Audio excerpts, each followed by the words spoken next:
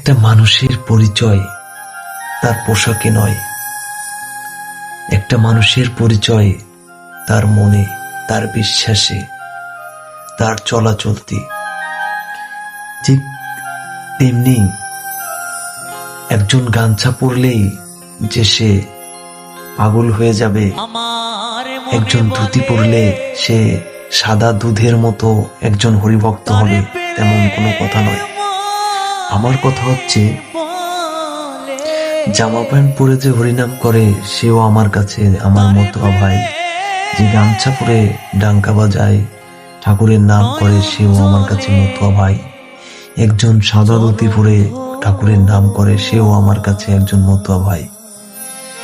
আমি সবাইকেই যদি ভালো না বাসতে পারি, তাহলে আমি কিভাবে আমার দয়াল হরিচাঁদকে ভালোবাসবো? আমার ঠাকুরের কাছে কিভাবে আমি পৌঁছাবো? ঠিক তেমনি করে সকলের নিকট আমি বিনীতভাবে অনুরোধ করছি, আপনারা সকলেই ঠাকুরের নাম প্রচার করুন, সবাইকে ভালোবাসতে শিখুন, সবার কাঁধে কাঁধ মিলে চলতে শিখুন, আর ঠাকুরের নাম করুন।